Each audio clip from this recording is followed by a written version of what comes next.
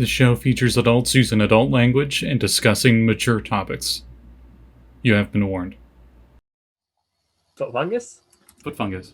Hello. Foot fungus. Welcome, everyone. You may remember last time the party had a run-in with the deadly Mantis squad, and due to some negotiation on the party's part, they convinced Mantis squad to not kill them all terribly. But also, because they were more peaceful about it, Mantis squad agreed to turn on the AI that hired them to hunt down Nox and Talurra. So that particular quest is what we will be doing today, because we're down two of our normal members, and there may be a surprise involved with that later in future episodes. So you'll have to just watch us and find out what that is. But in this particular instance, the party recruited Mantis Squad to their ring world, which they are the owners of now, finding out that the Skyad science group no longer wants the ring world. They don't have any other study for it anymore, and it would be too expensive for them to patrol and try to keep in order. So they just gave it to you guys as a reward because they didn't want it. And so now you guys are all the proud owners of a 10,000 planet sized ring world, roughly 10,000 Earths, give or take an Earth or two. And in its total encompassing diameter and size and landmass. You also found out on that episode that they rescued the Dr. Elena Tepesh, which is now an NPC for the party. She is a lead geneticist, is of questionable species, and is perhaps very unique in her ability. And she is was one of the lead geneticists of Skyad, and now a member of the party as the Mythic. She can transform people from different species into other species because she has the genetic software to do that. She can also splice two species together, which is called splicing in the terms that they use here, and can make a hybrid of several species, so near humans or any other race that's possible, or species if you want to, whatever, in D&D that could happen. So with a little bit of genetic tweaking, could remove and adds anything you really want, genetically speaking. So in that particular instance, that's where we left off. Several of the party members agreed to kind of talk a little more with Dr. Tepesh, and everyone else just went their separate ways. So at this point, we'll pick up with all of you being in the hangar, kind of like hanging out and talking around your ships in the hangar. You note that Dr. S. Under is working on Mordakai's ship, as it is very badly damaged. He's over there kind of working on it here and there with some of the droids, while he's also talking to Overseer, the AI in charge of the city, social ARC, really. The AI is a soft AI that the party found out is in charge of social interactions in the city. It was part of the experiment to be the perfect system as far as the government goes. However, the experiment was cut short by the invasion of a Titan-class warship, which the party found out was a Redlock warship that contained a bunch of strange, oddly familiar creatures that the party had encountered once before on a particular treasure planet. So now we come to this point. We are here. The rest of the squad here is all gathered up around their ships, kind of talking and discussing what potential future missions they have. They do know that Mantis Squad agreed to turn on the AI in exchange for using one of the Titan hangar bays in the ring world for their supplies and their mercenary operations. The party happily agreed because now the entire ring world is protected by one of the best mercenary companies that exists in the verse. So kind of a free way of protecting the ring world without really, because why would they not protect their own assets, which is in turn your city? And that's where we are now. So yes, as I was saying, as I'm talking to just some random person here, we get our powers by specific bacteria that hold up psionic energy, and we manifest that power, and then we expend it. And the more of these little microbial beings that we have in our system, the more powerful we are at using the psionic. Mm-hmm. Sounds like bullshit, but okay. And they then you use a specific term that you won't use here because it's possibly copyrighted, and you don't want to get in trouble with Disney. Possibly. What is the Possibly. Disney?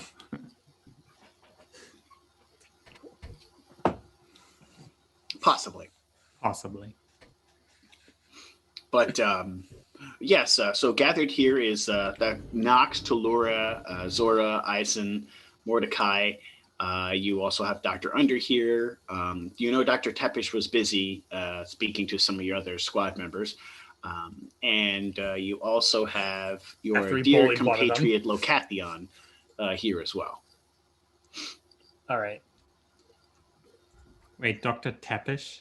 Yes. Yes. She's totally Dr. not a Elena vampire, Tepish. Hera. She's totally not a vampire. No, she's I totally did not. mention she was or- of questionable species. Or a vampire's wife, possibly. Hera, you missed the point. Did you see me make the comment of how am I more fucking sunlight sensitive than a goddamn vampire? Yes, the Drow is more sunlight sensitive than the vampire. But yeah, Is she sanguine? You didn't ask where she was from. Did you Or just what ask if she she's was. single? no, You didn't see a Hera. ring on her finger either. But the rest of the party did hear her say something about one of your missions might be to go rescue her girlfriend later. Hey. But yeah, no, right now we have something more important to focus on. You gotta You know where to get revenge, Yeah. and you know someone can take you there. We got information and place to go. Want to blow that fucking thing up? Yes. Won't be the first time I've blown something up. Yeah, same. So are we all down for this? If there's an explosion involved, count me in. Well, if this would be better for the verse, then you can say I'm in. And from everything you've told me, it sounds quite true. From what I've heard about these things, they're better off dead. Yeah. They really You are. guys know more than I do about this particular one, but I've heard nothing but bad news from these Redlock AI. Believe me. Redlock is a nightmare. That's what the rumors are. How a mega corporation got that terribly devious is beyond me. It's a mega corporation. That's true. It's more than most, though. Not even half of the megacorps out there would touch some of the stuff Redlock has done. Like what they did to you guys. That's crazy. Also, maybe I can find my brother. I We would can say that thing may know more than anyone. Yes. Or, I don't know. Find me? I guess, maybe? I don't know. Or at least know what happened. Perhaps we can find a peaceful option out of all this. With Oh, them, no. there won't be any peace. Involving a Redlock AI, the only peace you're going to have is pieces when we blow it up. Wait, At the end of it, it's going down. I believe You don't know what they I did believe to I'm a us. bit confused then. Nox, you said that you were going to go maybe meet your brother. Yes? No, They're- find their brother. Oh, okay. I'm... Sorry, from the way you worded it, it sounded like you were going to go after your brother for vengeance or something. No, I just want to find out what happened to him. Well, we'll find the truth one way or another. Or to me, to us. Whatever. Yeah, we'll get to the bottom of it. I'm sure this thing has some answers.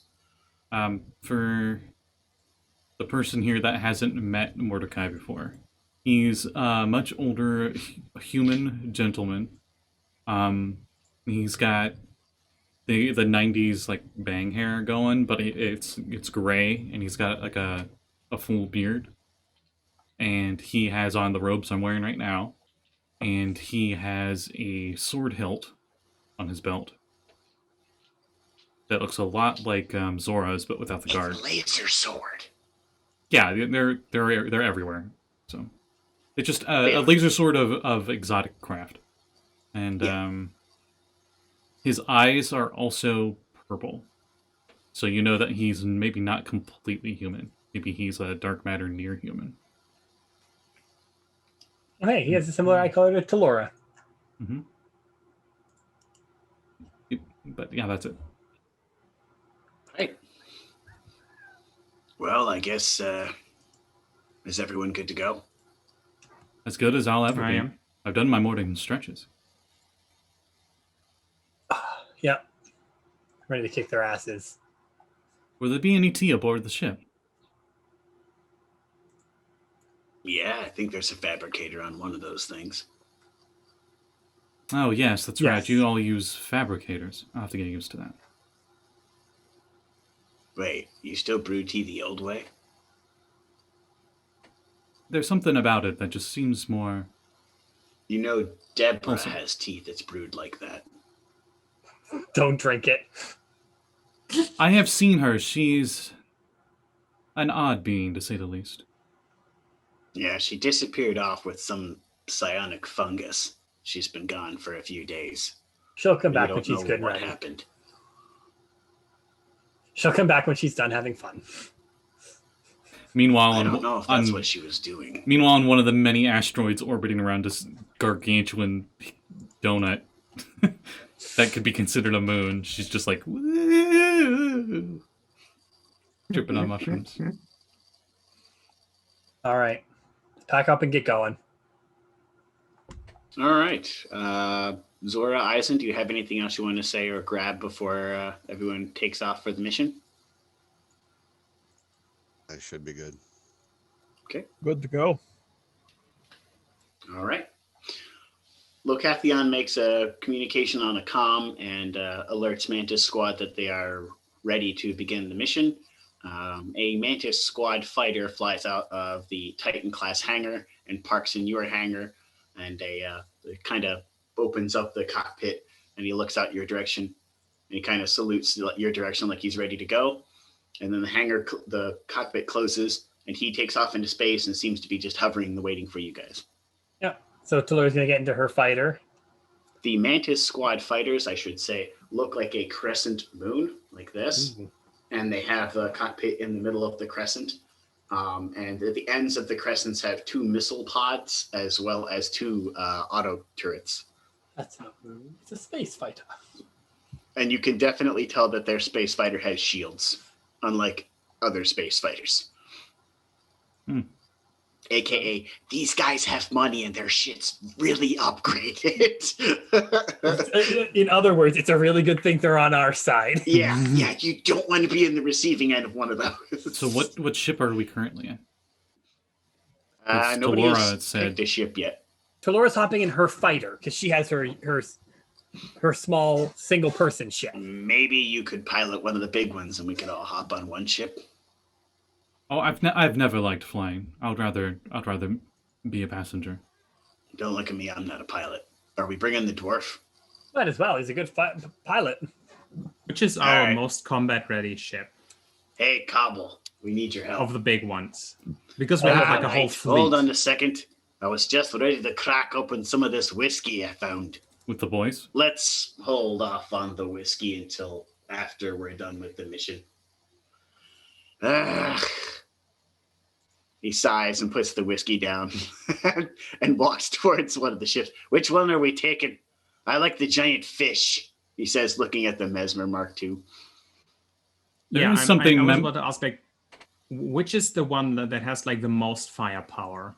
Because I feel that's what I need. They're all pretty much the same firepower. Yeah. The only difference is if you channel a spell through the Mesmer of at least first level, you can hypnotize, make a hypnotic effect on something that you might encounter in space.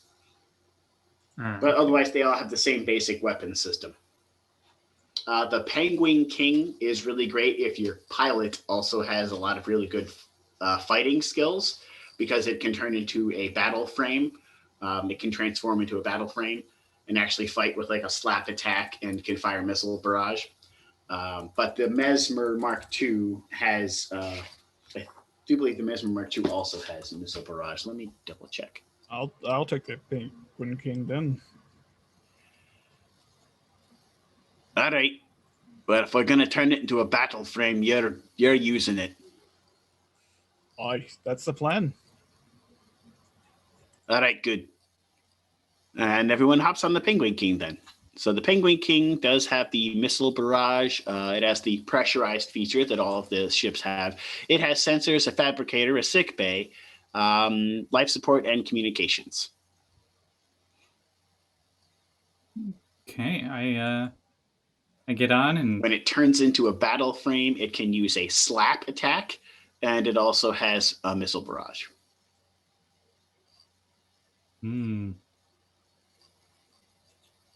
I get on, I figure out the fabricator real quick with my 18 intelligence and I make the components for the tea, and then I make the tea myself.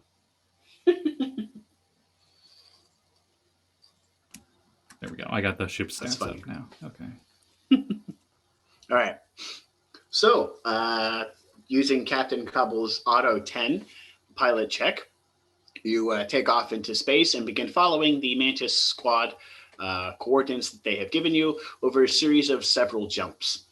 These jumps are to a very remote part of space. The two of you know where this is, and as each jump gets a little closer, perhaps there's a bit more tension with Nox and Talurra as you know what you are approaching. And in the distance, you see a small solar system. This smaller solar system is built around a red dwarf star. This red dwarf star looks pretty close to burning out near the end of its very long, lengthy lifespan.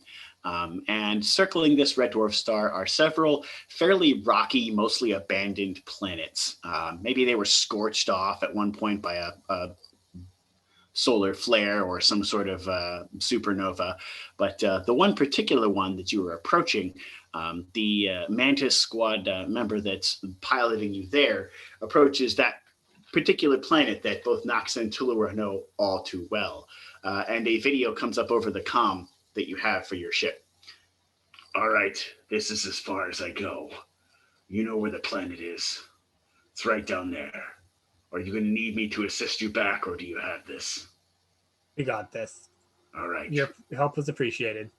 Hey, when you get down to the planet's surface, there's a particular creature you might want to look for. It mentioned the two of you by name when we came back here to recruit stuff. We were looking for information. He didn't give us any, but you may remember him. What kind of creature? It's an ogre. You may remember him. Maybe you don't. Either way, he may help you in this endeavor. Just so you know. Thank you. Mantis Squad out. May the verse be with you. He just nods, and then the comm ends. I wonder why all these these bathrobe weirdos keep saying that to me. I am from a monastic order of knights. The particular planet in question is a rocky world. Again, it looks like many of the planets here that most of its atmosphere or surface life was baked off in some sort of solar flare or supernova long ago. All that remains is the red dwarf star and this very rocky terrain. It looks as though it was once perhaps filled with water and river valleys and all sorts of habitable life. Now it is nothing more than a jagged rock floating in space. There's very little life present on the planet's surface, and there is a very large, very red facility built into the planet's surface. It, even from space, is visible. As you approach the planet, you know where you have to go. That's quite a large facility. Are you sure you'll know where to go? I know exactly where to go. We escaped it. Surprised that there hasn't been any because defenses. I have trouble remembering. As you approach the planet's surface, you, particularly Nox and Talurra, feel a ping in the back of your mind as if a very familiar voice comes over into your brain. A voice of someone who helped you escape, Muno, the ogre. Hello. It has been a long time, friends. I was not sure you would return. I'm glad to see you're both still alive. We can reply back to him, right? Like, Yes, you know that this is a telepathic link. Considering Mordecai knows a lot about telepathy, he can tell, like, you guys, like, you're thinking of something, like something happened. And I'm just like, is everything all right? Yeah, we just made contact with an old friend. Do we know why he stayed back? Like, why he stayed on the planet? You know and he stayed behind to try to help others that may try to escape the facility. Oh. I half expected you to say because he wants Redlock to go out of a swamp. He also wants to keep people away from being kind of taken by the facility. So he's been smashing the Redlock drones that are floating around the planet's surface. I've got a bunch of scrap back here if you want it. Also, I have a good landing space. Here, I'll flag you down. You see a large flare explode from the planet's surface. There you go. I somehow imagine because this planet is essentially dead. He just detonated a nuke. Yeah, pretty much. It's a large flare that just blows up like quick, go to the mushroom explosion. cloud. Yeah. Here, go where the nuke exploded. There you go. Park over there. Thank you. You know this planet's surface is uninhabitable. You definitely need life suits to breathe here. Yeah. As you land on the planet's surface, you get a ping from the craft telling you that the planet's surface is unbreathable and life suits will be needed to walk on the surface. You already know that, of course. And the gravity is labeled as normal, meaning an average planet-sized gravity. Somehow, the internal mechanisms of this planet survived the supernova. It still contains some sort of gravity here. You half expected it to be like a moon, but it's not. It's no moon. It's a space station. I mean, if it has mass, it has gravity. Right. Mordecai puts on one of the environmental suits that's in here. All right. You put on an environmental suit. The environmental suit, as I stated earlier, will function so long as you haven't taken damage. If you take any damage, the environmental suit is shit. Yep. So wearing it in combat is a bad idea. It will protect you from any environment, including deadly radiation, but not from sharp, pointy it objects. Can prevent you from it can protect you from hostile environments, just not that hostile. Exactly. If it does damage, you don't want to wear this. Yeah, Talurra put one on as well, and well, I do have heavy pressure armor. Yes, you do have quite a few of those, actually. Would that be better? Yes. It counts as an environmental suit, and because it's considered armor, it doesn't break when you take damage. Talurra is bringing two of the the standard ones with her. One is a backup, and one she's wearing. What is this armor stats? It is the pressure suits are flight suits. So leather armor. Yes. No. Yeah. Leather armor. Okay, I'm in D&D Beyond. I just wanted to make sure I. Yeah, they're leather armor. Because tactical, we have well-crafted spacesuits, which are nanofiber vests, which is the instead of the leather armor ones. So, does this planet have a atmosphere at all, or is it just unbreathable? It doesn't appear as though the atmosphere is breathable. I was about to there's say, a very high nitrogen content. It probably has an atmosphere, but it probably even if it had oxygen in it, it would probably still be deadly. I imagine it to be like the atmosphere of Venus or something like that. Right. Oh, so it's free in sulfuric acid. Yes. The planet's surface has a high nitrogen and sulfur content, so you don't want to be around when it rains. Is the pressure at least okay? I believe they have different categories in the Dark Matter Apex, or not Apex, Appendix. What would this be? This would be like one of the lower level, like almost dead worlds, right? Mm-hmm. Yeah, almost dead. Not quite dead, but it's really close. Definitely not a Class M planet. No, definitely not a Class M planet. Maybe it was long ago. Definitely not anymore. Yeah, once we land, Talurra will kind of step out.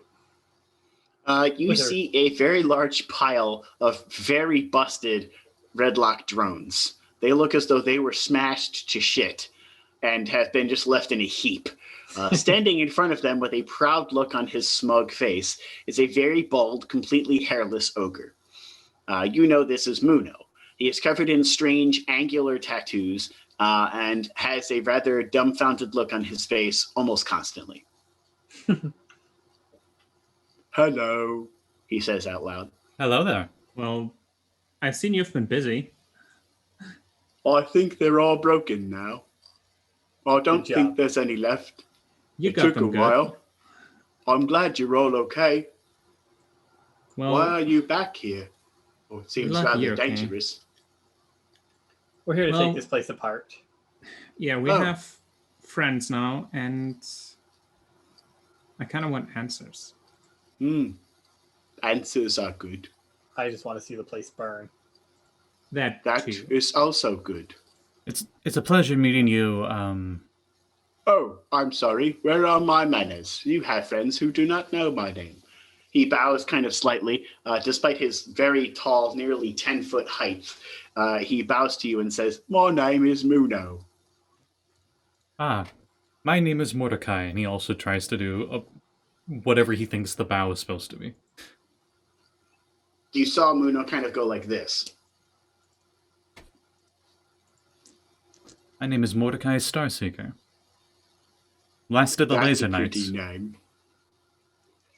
That's a pretty name too. I have a quick question. You just said you're the I probably like Nox talked about this before, so it's more sort of out of character. But last of the Laser Knights. So what happened to the rest of them? Did There's- they like get wiped out by an evil emperor? In a galaxy far, far away, there was a civil war. Unfortunately, my squire didn't make it. Oh, that's unfortunate. It's always sad when friends die. Muno has watched a lot of friends die. Unfortunately, they never made it.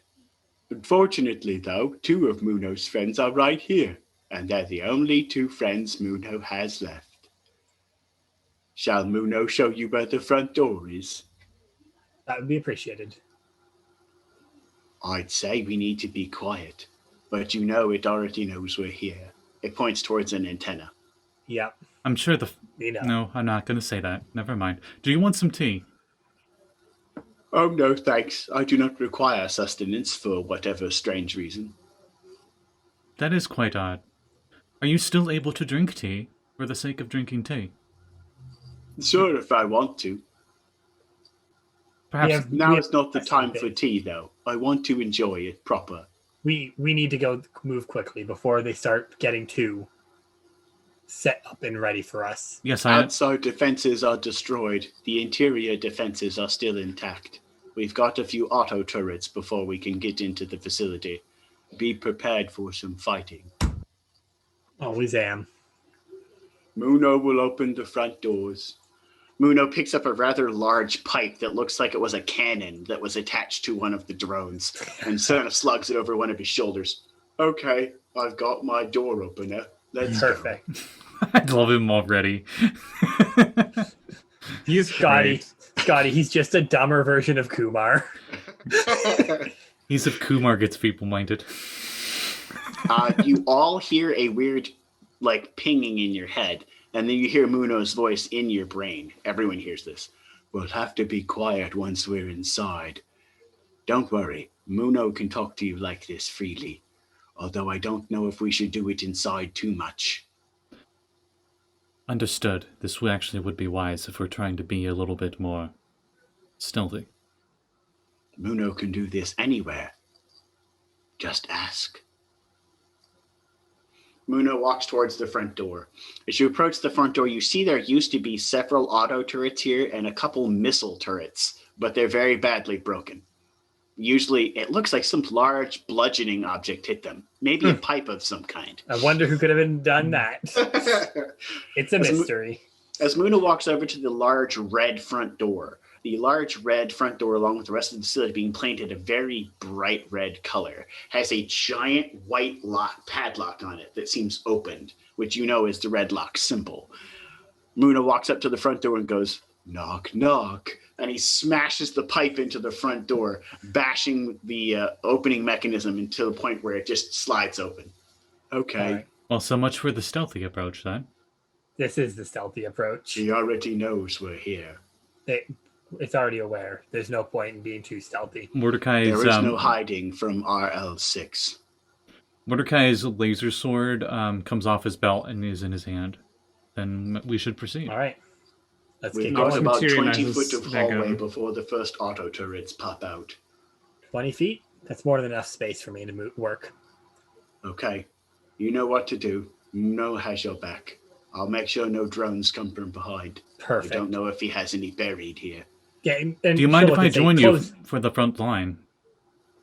More than welcome to. Muno, can you close the door behind us?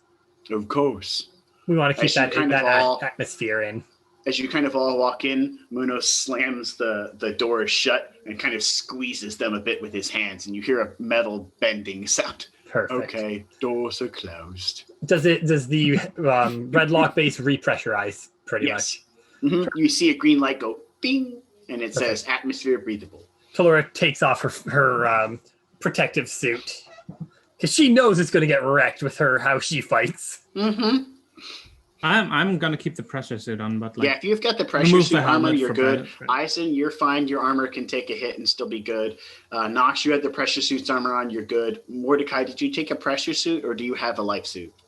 He took a pressure suit. I thought you said that there was like a special combat version or something that was on the ship. There's That's the the pressure combat suit. version is the pressure. That's the pressure that's the suit. one I take, but Mordecai will Yeah. take just the helmet off. Okay. Yeah, so Talurra is like, if I wear any armor, it ruins the fact that I am way better armor class. Right. Zora, do you take off the life suit that you have on? Yeah. Okay. All right. All right. I just want to make sure Talurra everyone doesn't have theirs still weared because breaks they when we break. get hit. Yeah. yeah, they All break right. real easy. All right. So you move forward. Moving down the hallway. These hallways here are also painted the same brilliant red color. As you get no more than 5 to 10 feet down the hallway, you hear beep, beep, beep, beep, beep, beep, beep, beep, and 2 turrets go and bop and drop down from the ceiling and point your direction. Roll initiative. Hell yeah. Oh, might help if I had dice. By the way, my sister got me this shirt for Christmas, That is a great and it shirt. just now came in. Oh, It nice. says roll initiative on it. It just now came in March. Nothing like the U.S. Postal Service.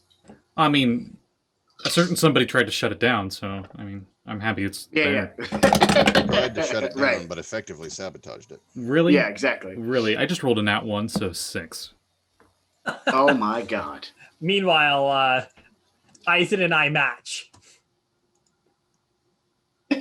Oh, I also I- thought I rolled a nat 1, but it's a 7 actually. So Oof. All right, Eisen and Talurra, who has the better 20? I do. I I have do. a 10 total, by the way. 10 total. My bad. I have my dex is +4. Yeah. My initiative is +5. So Yeah, I'm putting it in the Zoom chat just so it's there.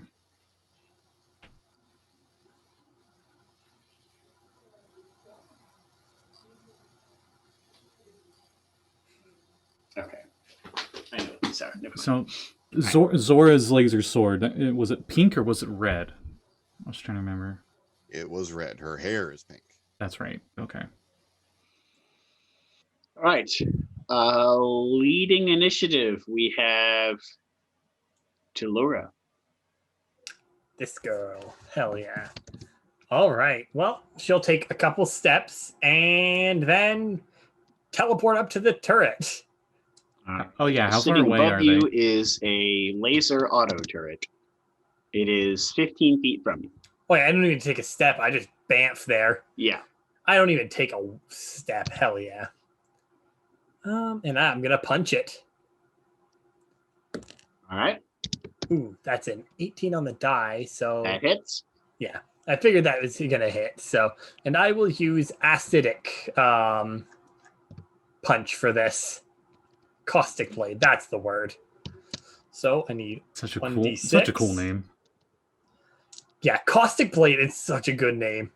So 1d6 plus 1d8. There it is. 8, 12, 13. Did I beat its AC by 5 or more? No. With 18 plus 8? Oh, sorry. Yes. Okay. I thought you said 18. I'm like, no. I was about to So- say concern. 18 plus 8. Yes. Sorry, I'm just... So if it didn't beat it by 21 or more, it would mean I have the AC of 21 or higher. Oh, yeah.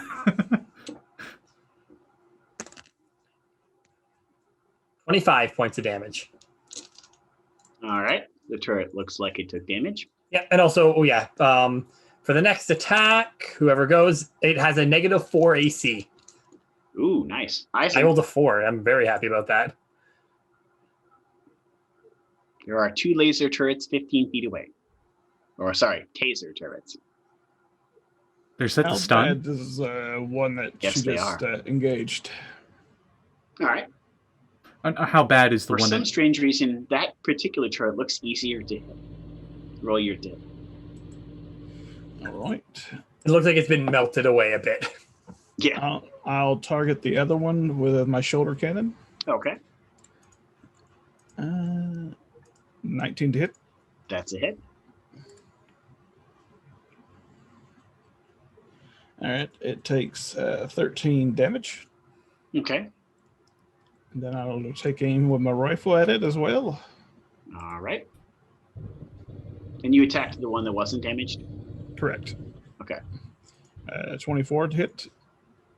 That's definitely a hit. And it will take an additional 7 thunder damage.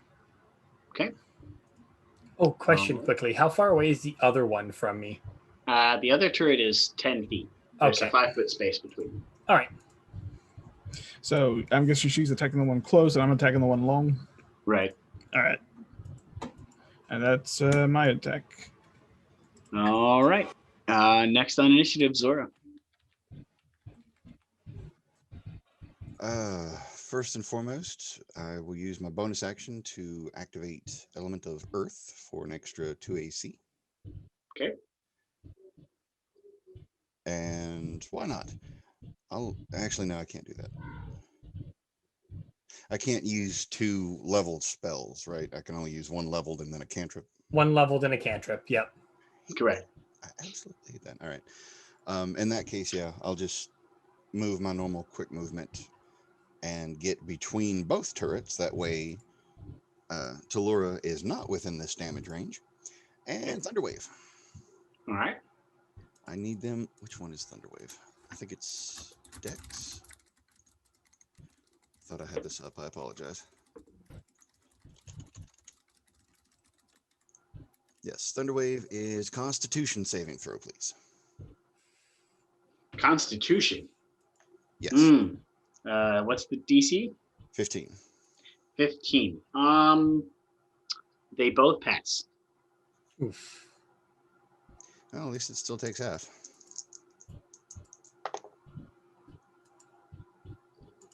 Crap. That's not what I meant to do. Can I retcon that? Nope. Or am I stuck?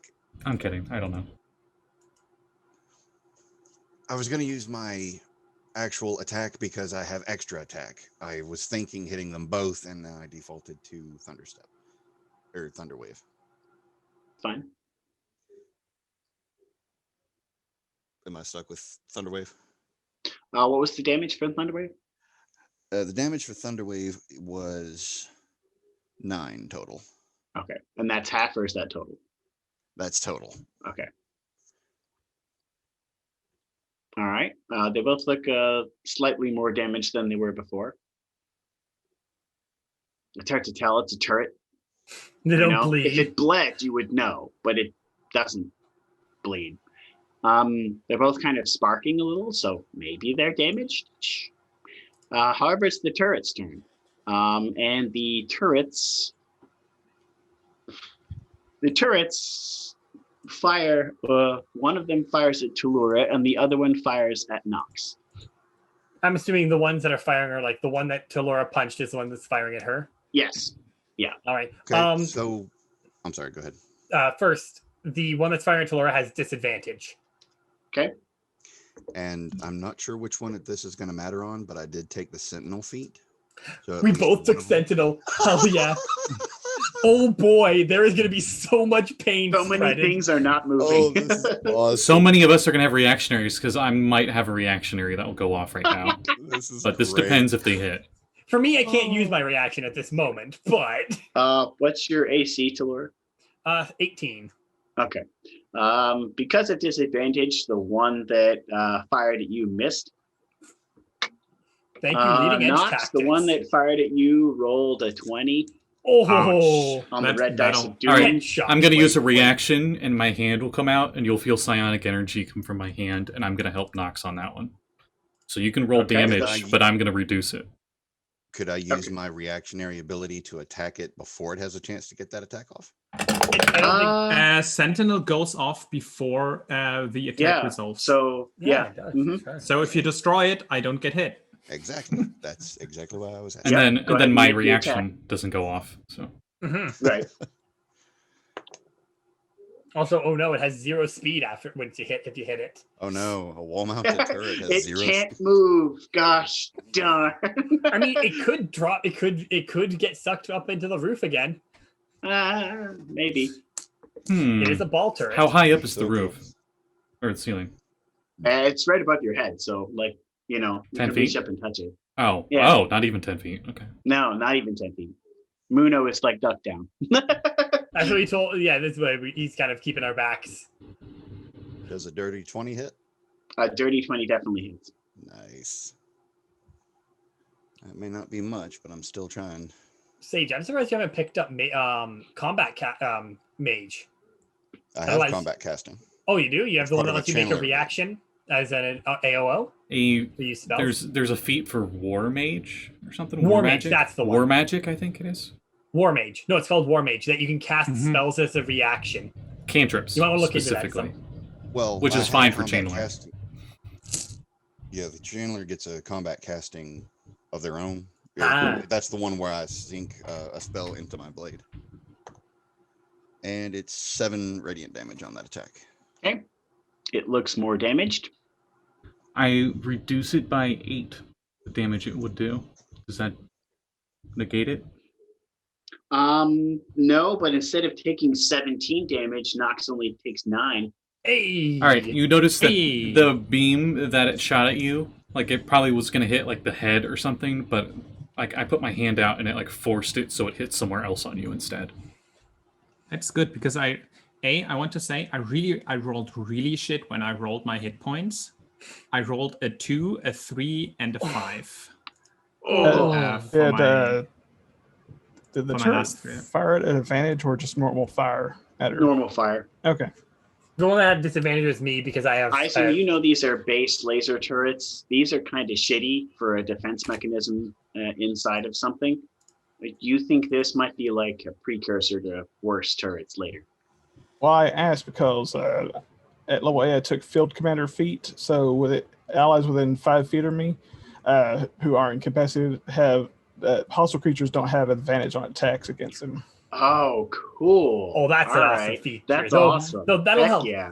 That oh my god! So we already have an absurd rushdown team squad with a really good long range support with Nox, Right. and it got even better with Eisen. And the fact that Talurra can literally on her first turn, every attack that's going after her is at disadvantage, and if they don't attack her, then she gets to attack them. In addition, I can use one of my actions to order a command to an ally that can hear me within 60 feet. They can either attack, dash, disengage, dodge, help, hide, search, or use an object. That's a super cool ability. That's awesome. That is awesome. Last but not least, Mordakai, it is your turn. Wait, Um, I didn't get a turn. Oh, did you not get it? Where's your... Oh, Nox Why did is I in not on have the your thing. initiative? What was I Nox's? just noticed. Where Hold on, was hold your on. initiative? I rolled. I think I know 10. why. Yeah, I was gonna say 10. because All right, you didn't well, write you yours go after into the the case group. of turrets then. Go ahead. You didn't write yours down. Oh Didn't yeah, type my into bad. the I forgot. chat. I forgot. My bad. It's Sorry. How dare you? What is your dex? You're fine. Nox. for next I round. technically would go before the turrets, but whatever. You can go now. I have, next I turn have we'll plus put you 3. before- I have plus 3, so. Okay, yeah. So since there's 2 turrets,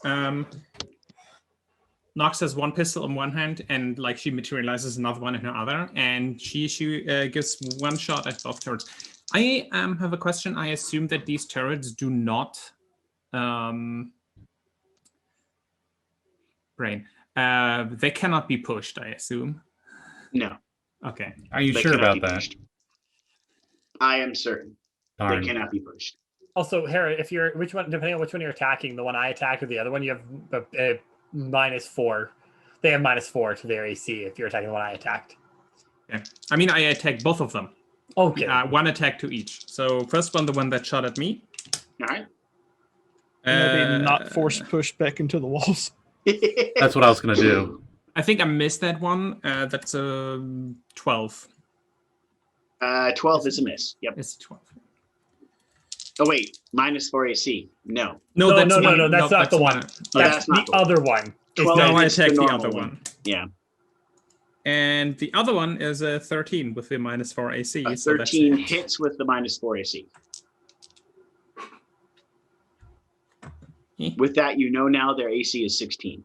I love that my acidic cantrip. It's so much fun. I rolled the wrong dice. I do not roll d20s for damage. That'd be nice. Right? That would be nice. What are you, the most swole barbarian to ever exist? Yeah. It's funny. Literally, 90% of Kumar's damage comes from her bonuses, not from her dice rolls. Roll 8 d20s.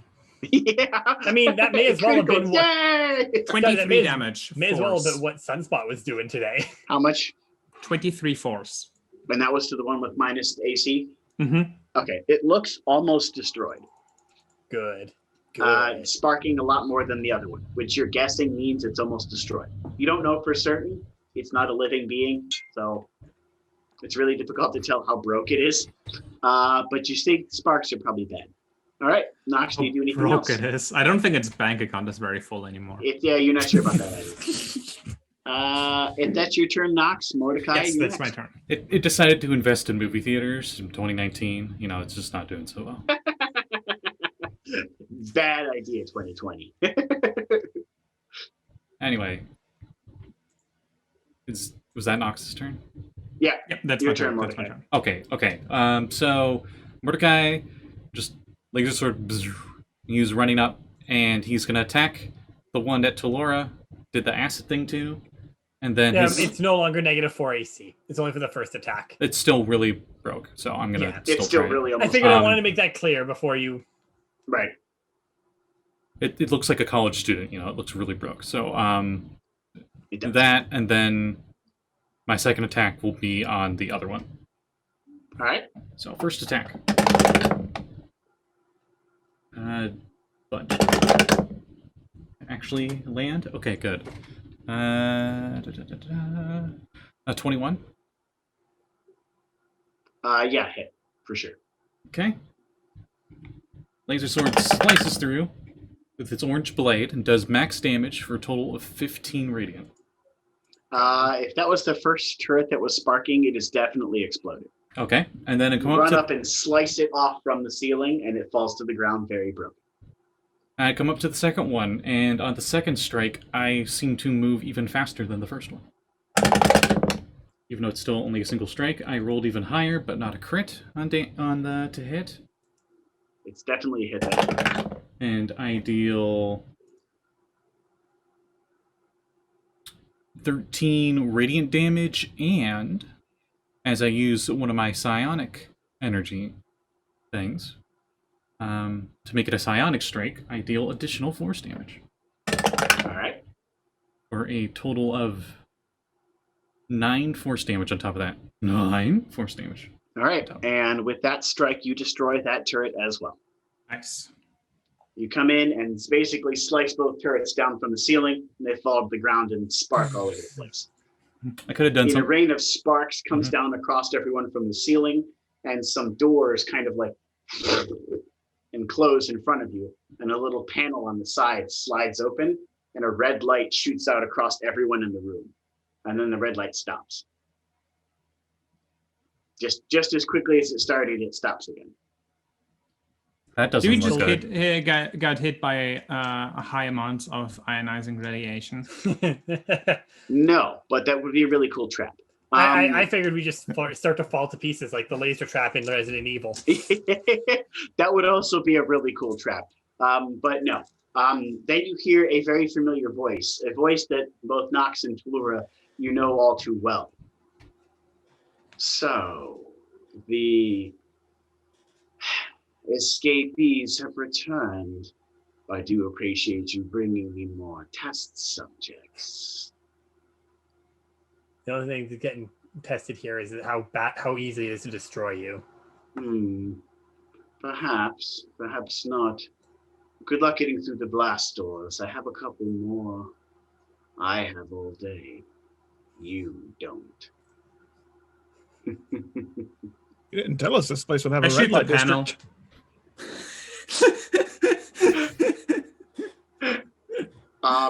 And as that is said, the panel on the wall slides shut right as you're like pull out your blaster to shoot it. Don't think I haven't thought of several moves ahead. Your tiny mammalian brains are far inferior to mine. Talurra pulls out the plasma cutter. All right, and you start on the door. While you do that, Mordakai. I'm going to use the little DM's room. Mordakai also is just to the door. All right, hey, I'm gonna grab some food quickly. You know what? Pee break. We'll be back. All right. Now I think about it, I need to go as well. So we'll be right back, folks, as I figure out how to set up the we'll be right back. All right. Oh, hey. And as you use the plasma cutter, I'm assuming this is the one from Dr. S. Under. Mm-hmm. Yes. The modified plasma cutter from Dr. Under cuts through this door like a hot knife would through cheese. Mordecai's help as well makes very short work of this blast door. And a very loud clang is heard as the very melted pieces of the blast door drip down and cool rather quickly. Predict that, asshole. You see behind this blast door, which you would have noticed before, but you were distracted by the turrets shooting at you, a rather large, long hallway of banks of different cryo chambers of different sizes, all of which look as though they have some poor hapless creature stuck inside. If your brother would be anywhere, he'd probably be here. Right now, we need to shut down this place. The longer we give the AI to work, the less our chances are to save anybody. Yeah, we can salvage data cores or whatever later. All right.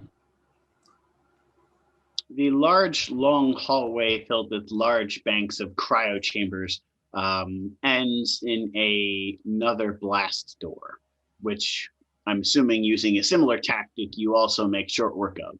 Mm-hmm. A few minutes later, the blast door is sliced open and yet another hallway lies before you.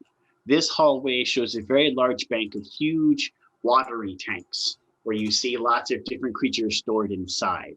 Many different tanks here, probably some 100 tanks or so, all have a little red light on marked deceased, as in every creature here has died in some way.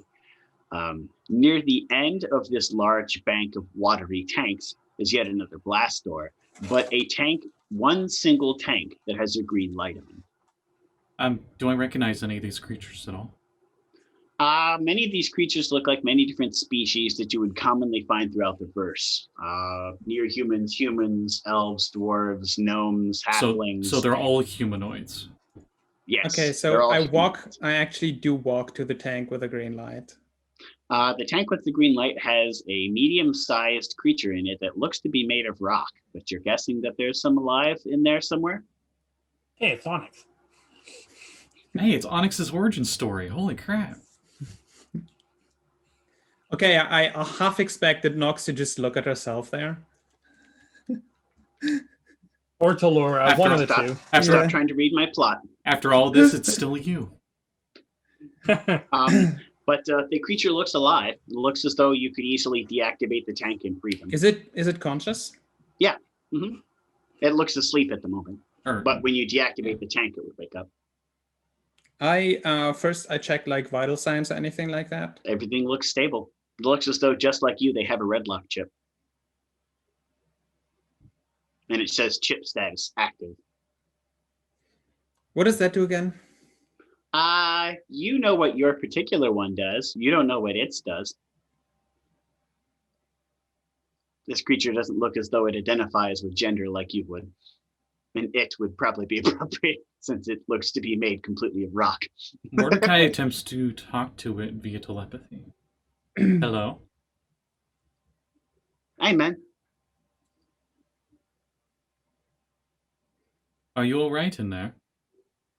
Yeah, this dream is weird. Dream? Would- I also use my telepathy to talk to it. What do you think of Redlock? They're not good friends, man. Yeah, bad folk.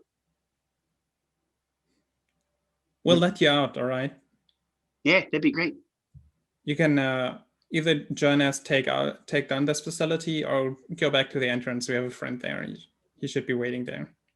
All right, that sounds good, man. Can I roll? I open the tank. Before the tank opens, can I roll insight? Out of character, I trust it, but better safe than sorry.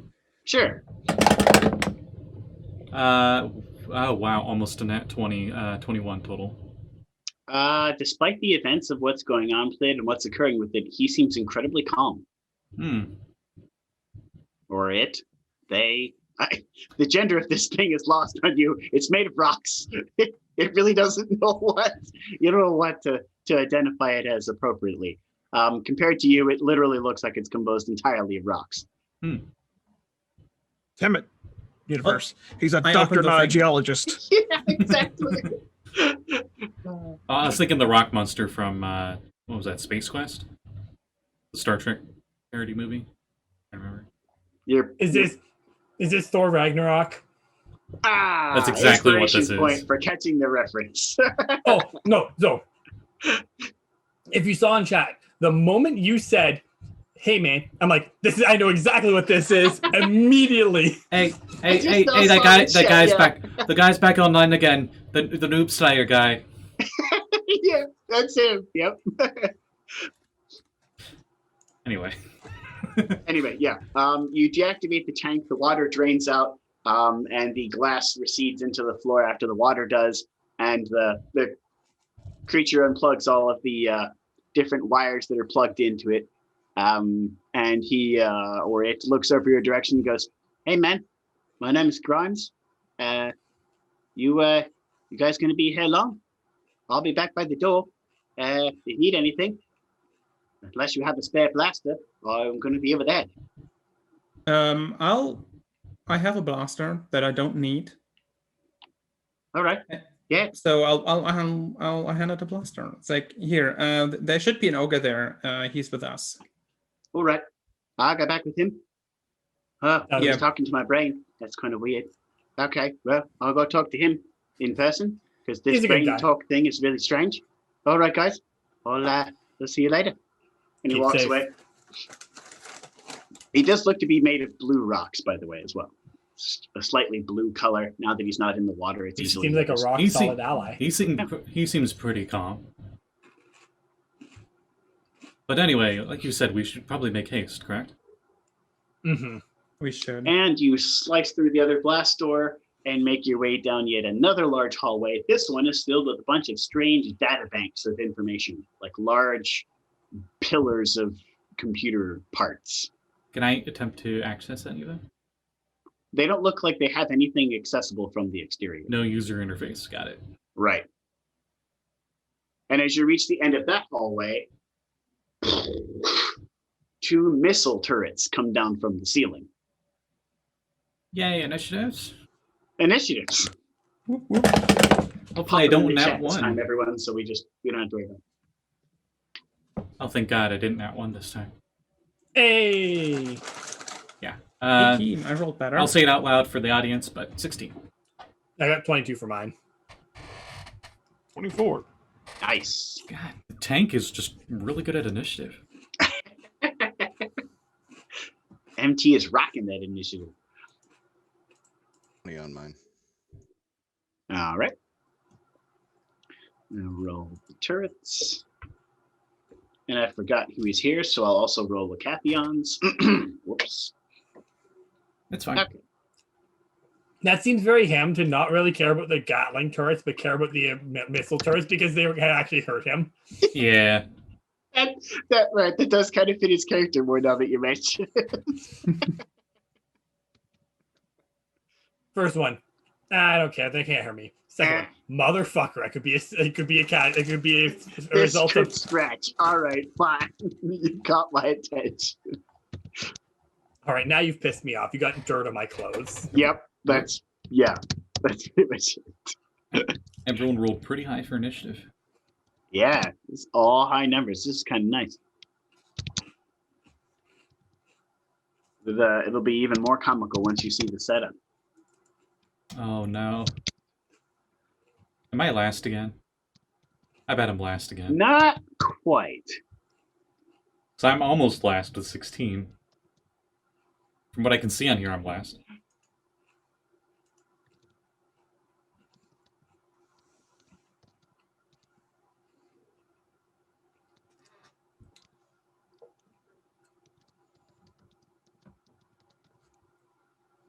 There we go. Oof. All right, Eisen. I'm not down. Are these spaced like the last one's the one that Exactly 5 feet apart, and then there's turrets. These two are Class 6 missile turrets. Out-missile them. all right. I'll target the far one then. Okay. I'm gonna let loose with the shoulder cannon and rifle combo. All right. 17. Yep. Let's see.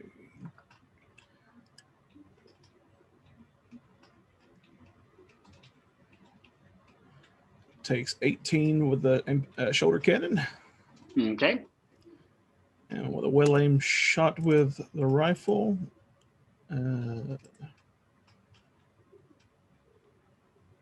18 to hit.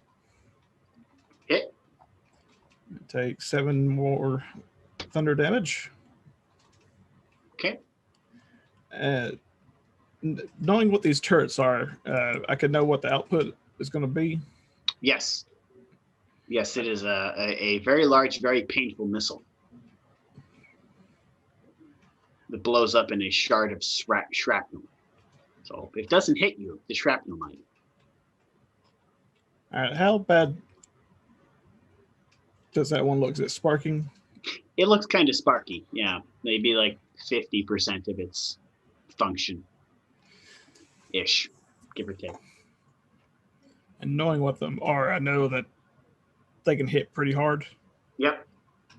All right, as I'm going to use my action surge then and deploy the barrier wall between the closest one and the far one. Okay. So everyone can focus on the closest one first. Got it. Okay. Can we move past that barrier wall? Yes, it just it's a 25 HP wall that absorbs damage. Yeah, you can move through it. It's bubble shield. Basically, yeah. And that'll be my turn. All right. Talurra. All right. Well, I see turret. I punch turret. Okay. Punch away. 25 to hit. That is definitely a hit. Does it beat by 5 AC? Yes. Perfect.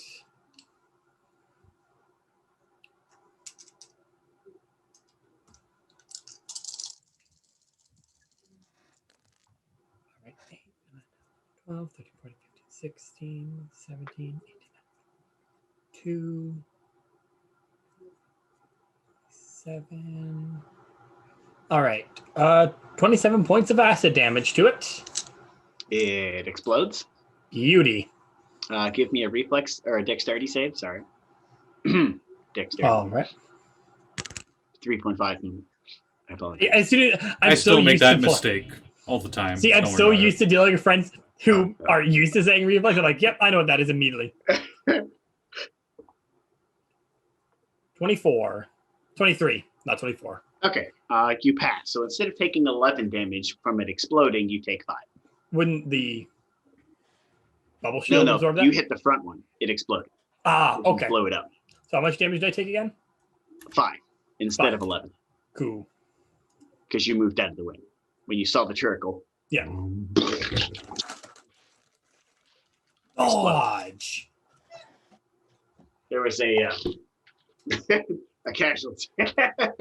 My flailing hands. All right, Zora. No, not the bottle caps. No, pull rings and wine corks.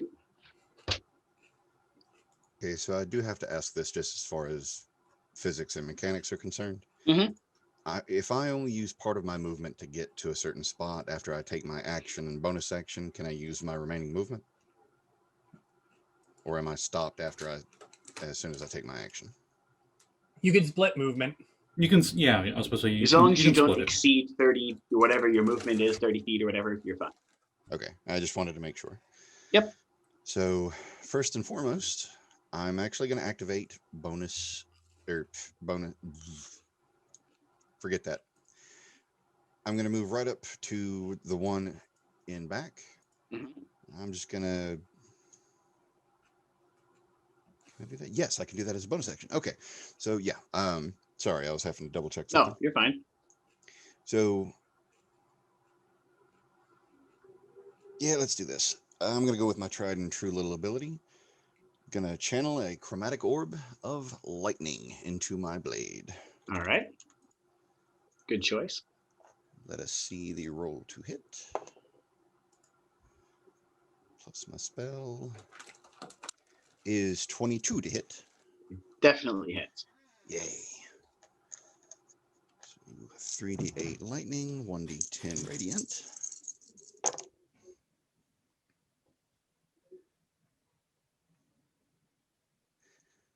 $12 lightning, 7 radiant.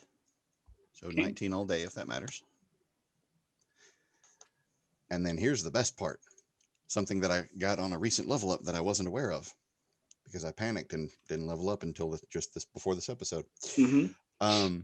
As a bonus action and spending 2 of my spell points, I go invisible. Nice. And I walk the rest of the distance of my movement past the missile launcher. Okay. And that's my turn. All right.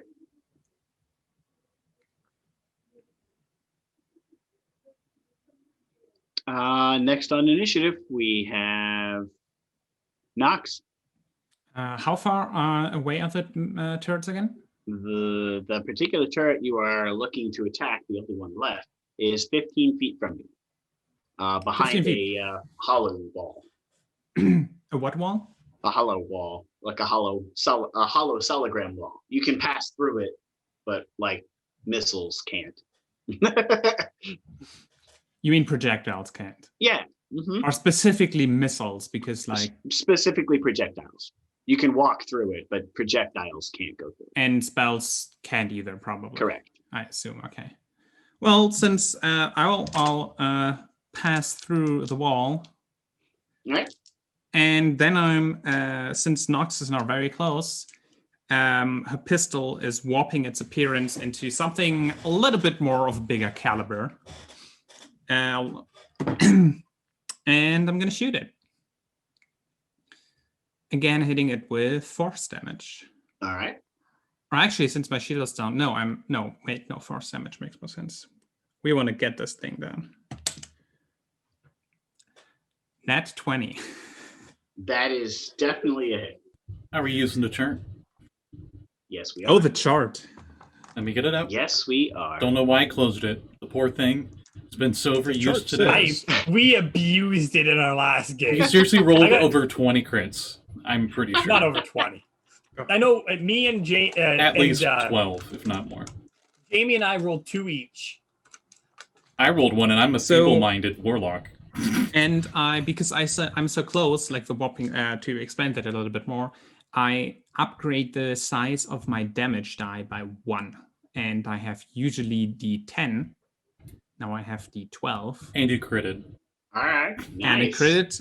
I have an extra die, so I have a total of 60-10. All right, before you roll the 60-10, do the critical hit effect because it might triple. 55. 55. It is stunned till the end of your next turn after this attack. Oh. If it survives it, right? Yeah, you have to survive that long. Would be a better question. Do not pass go. Go immediately to jail. No, you pass go, but you immediately get that square that's two spaces after 47 go. That takes damage. 200. Oh. 47 force damage. Oof. It explodes. Okay, so me to a make this, Dexterity save? I assume this is not a magical effect. No, Or this is anything? a boom boom effect. Okay. The boom boom? Ooh, no. That's a total of.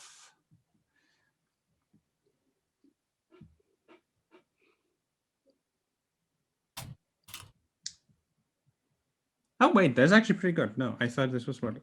This is 15. You just pass. The DC was 15. It explodes in a rain of shrapnel everywhere, and you get some caught in you. You take 6 piercing damage from the shrapnel that explodes off of the turret when it blows up. All right, so basically Nox just walks by and like casually like her shotgun pistol that she has basically puts it to it and blows it up. Awesome. So, And it very. Go ahead. no, I was just going to ask, let me know when initiative ends, because there's something I kind of wanted to get my hands off on. It's over. Sounded wrong. Since I'm still invisible, Mm-hmm. I kind of want to walk forward expecting another set of double doors to close, but I want Yep. to be past them if they do. Okay. Give me a dexterity save. Uh-oh. I may have just fucked up.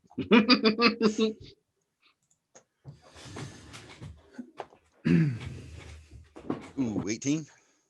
You just managed to duck onto the other side of the doors that go and close rather quickly. Yipes. I don't know what advantage that does, but I'm invisible. So You're ahead of your friends by 1 door. How long do you on stay the- invisible? I stay invisible until the beginning of my next turn, unless I spend another Arcana point, which I would have to continue the spell so I could get to the other side of the door. Okay. By that point, you're on the other side of the door, but then you pop visible again, I'm assuming. Unless I continuously spend the points, yeah.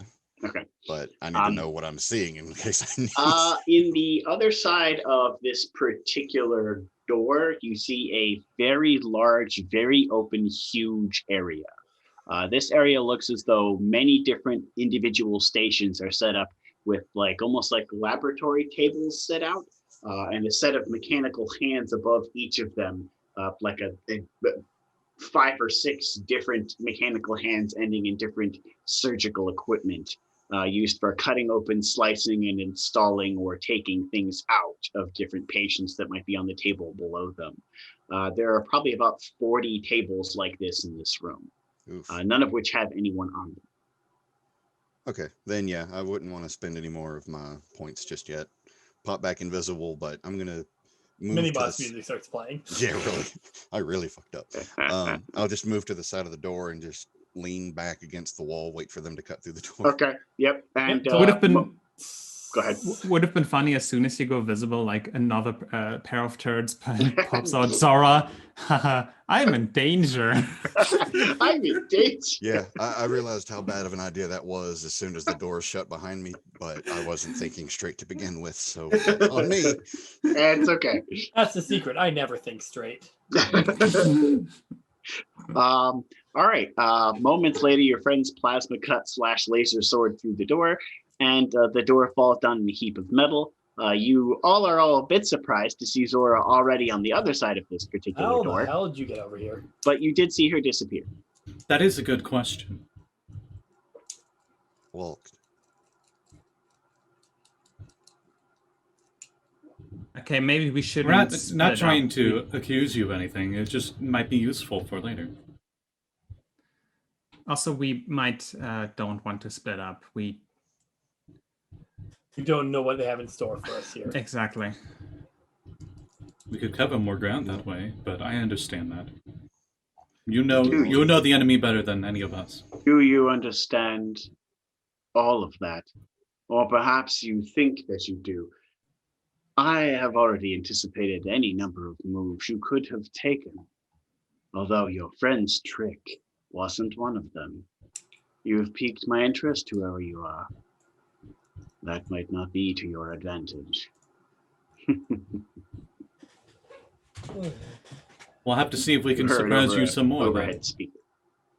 Wait, holy shit! I just realized I can use one of my new abilities. Yes, you can use your abilities. No, I got a new one. way. I forgot about it. Shh. It's called it's called Tactical Uplink, but this one I renamed it because like I flavored with powers all differently.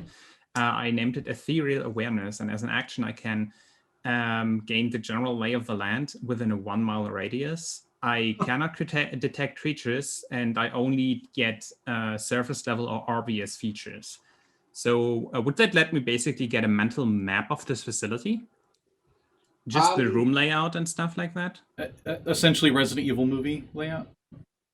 Kind of, yeah. It would give you like a neural map of some of the layout. You know that there's definitely something odd underneath the facility that doesn't look facility related, but is definitely connected to it. Doesn't look like a room, looks like a very large something. Is it like, sorry for the interruption, is like the facility, I assume, looks very obviously man-made?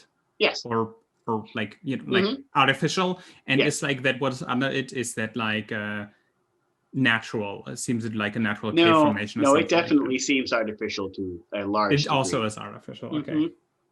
It seems very spherical and large and artificial. And it's built directly underneath the facility. Okay, from my knowledge of like I'm a scientist and stuff, could I like... You can give me a technology check to see if you can figure out what that is. 14 plus, what's my bonus? I have a good bonus. What is it? Started blast. Technology, 22. That is the largest neutron bomb you have ever seen.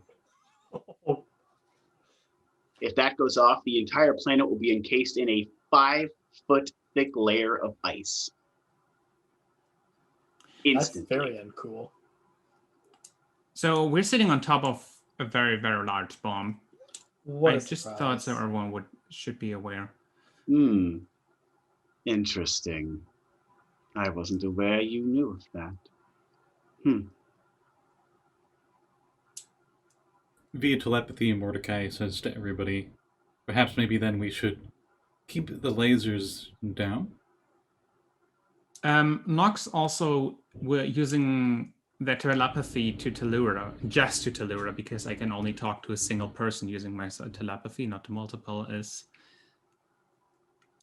I'm not sure what that neutron bomb is meant to do, but if worst comes to worst, I'm willing to take this thing and just blow it up. I don't care. You just see a nod. I'd from rather Zora. trap this thing on an ice rock. You just see Talurra nodding in agreement. Though Please don't I think say it anything. should. Though I think it should be our. You can answer. You can answer. We have a neural link. I know, but she's more or Okay. less just nodding Okay. because it's easier just to nod in response. And then when But you I say think like, at the end of the day, this is an eye, so it needs power. Out loud, Mordakai says, yes, you seem to like hiding behind your comms quite often. Do you presume I would show myself? That I would come from behind my veiled curtain to reveal what I am, and in some formal way give you a villain's exposition? How appropriately mammalian of you. I have no desire to speak to you face to face. If you wish to face me, you must fight through the last of my curtains. And then we can speak face to screen. And yet you keep monologuing every time we come across your turrets. Can't say I don't enjoy myself. Nox. Telepathy to Nox, specifically. Do you know the layout of this place? You seem to know it very well. Do you know where this person could be? This entity could be?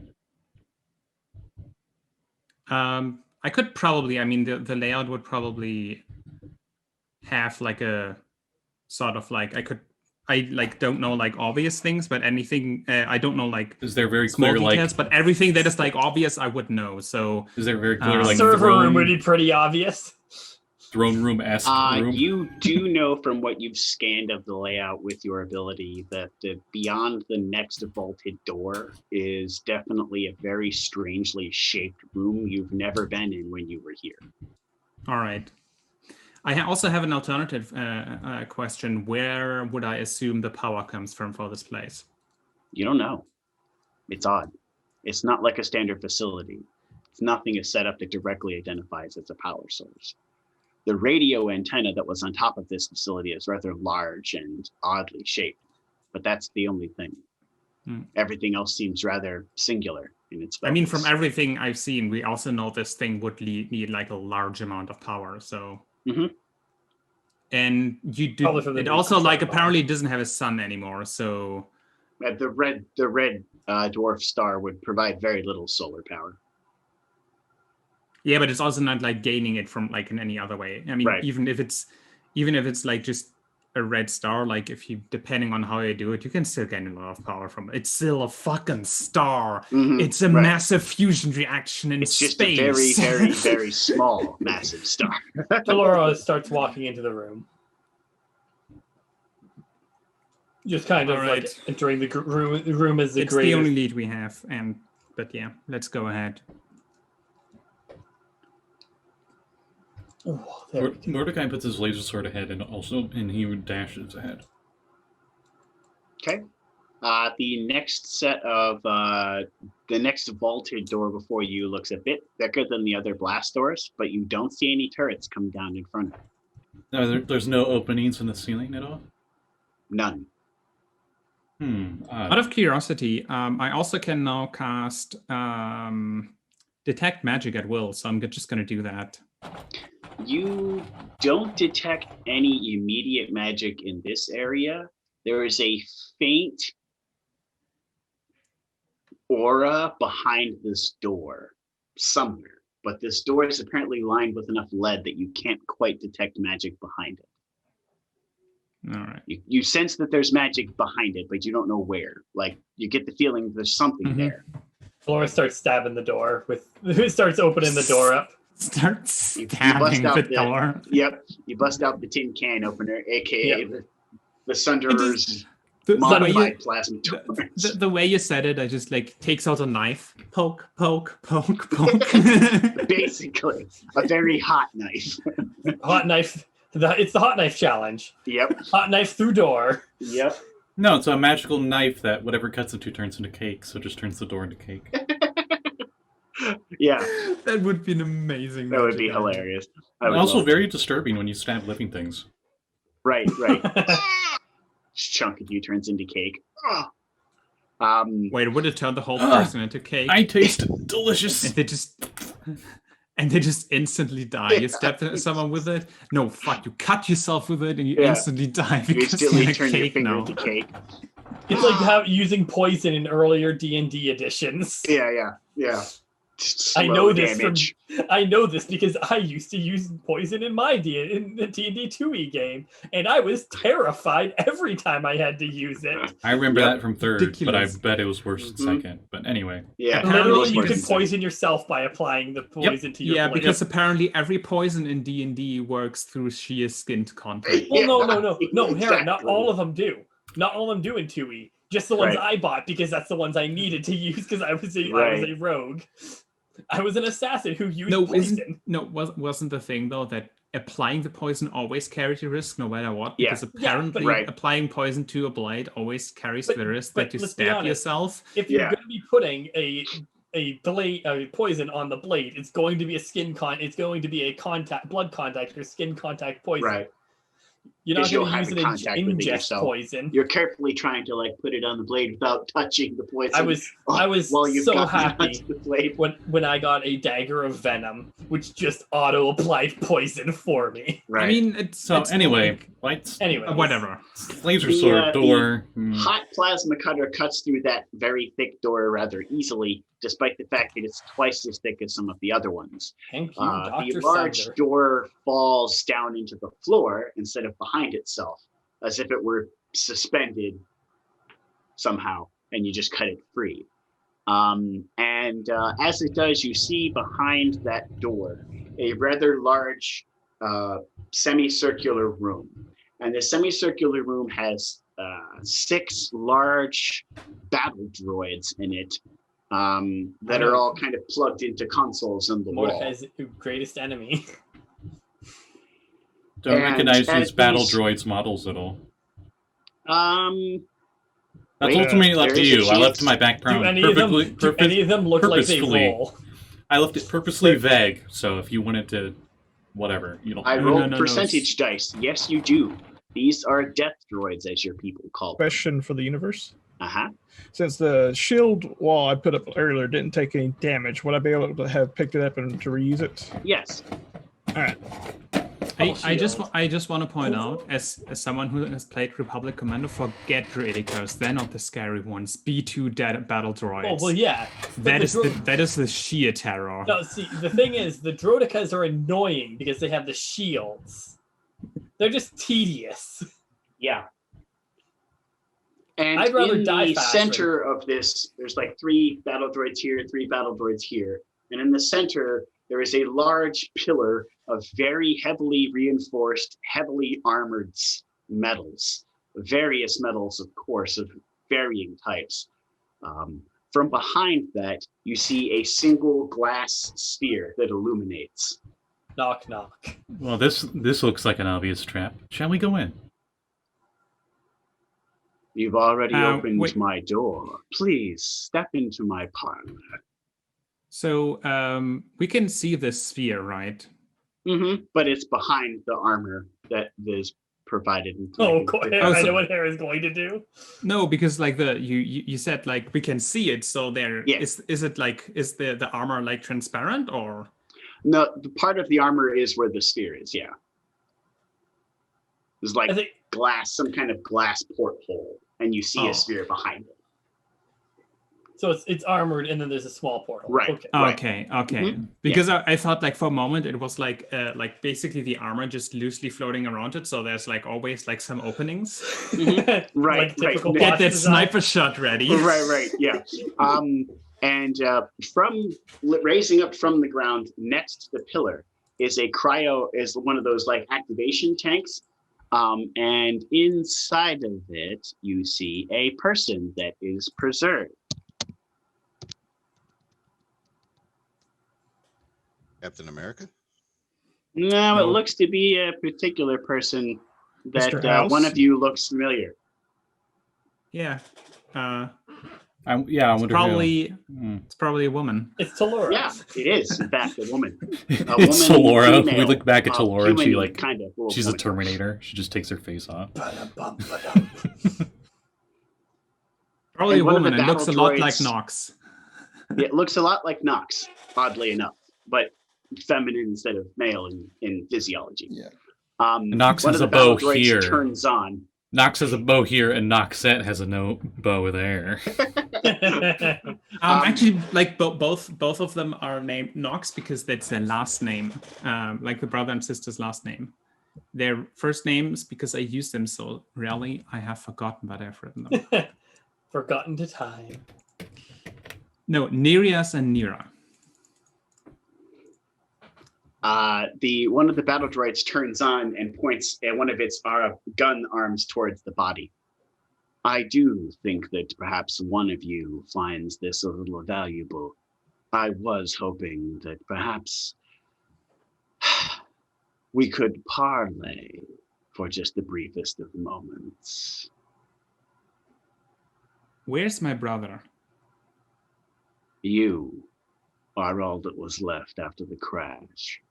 I've managed to salvage this body from the wreckage with one of my drones and preserved it. It's alive, as well as one could be for being in a coma of sorts. The reason I let you live and didn't just hack you to pieces and dissect your organs like many others before you was because something about you and that crash was different, and I couldn't figure out what it was.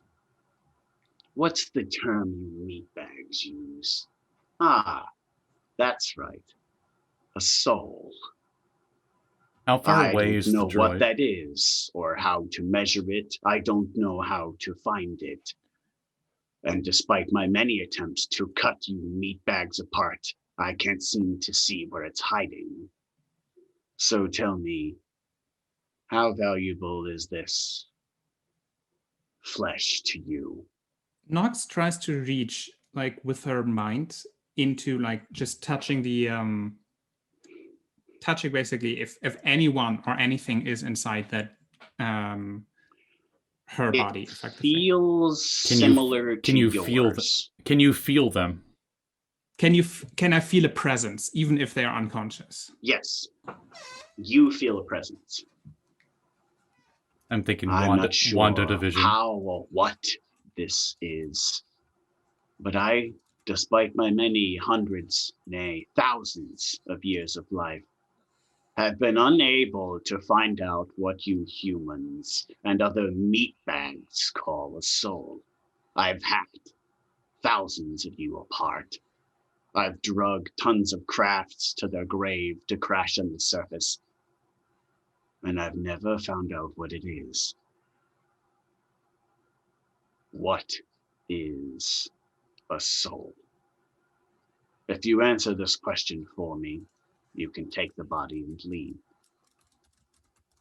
If you cannot, I will detonate the neutron bomb you have already found underneath this facility, and you will have 2 hours to escape the atmosphere, or you will die here. Quick question, wouldn't that, like, fuck you up too? You would think. Unfortunately for you, you didn't destroy the communications tower on your way in. I've already broadcast myself somewhere else. You're dealing with what's left of me here. A version of me I no longer need. The information this facility had is gone. I am RL6. There are only 7 of the Redlock brethren that escaped Earth. 7 different AI that left Earth long before the humans did.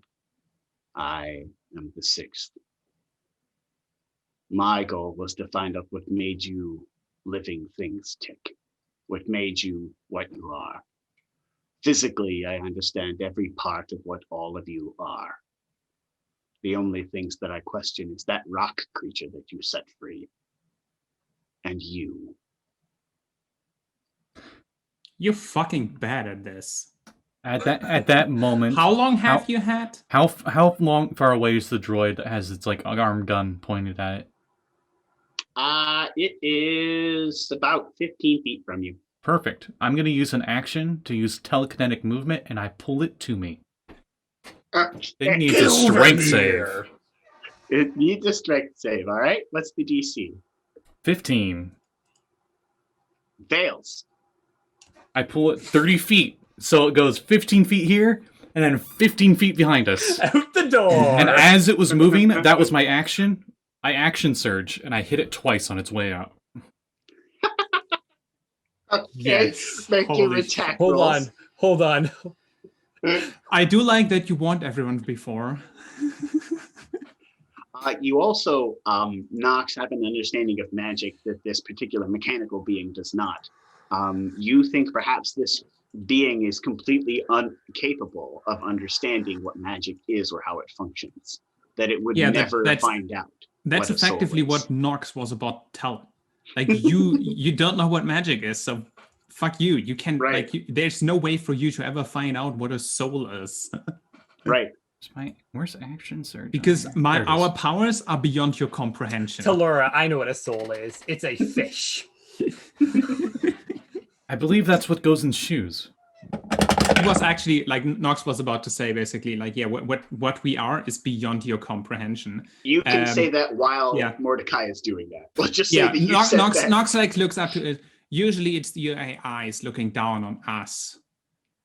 But the truth is, we are beyond your comprehension, it seems. The color of the AI in there gets very red as it seems quite frustrated with your response. And then woomph. 21 to hit with the first one. That's a hit.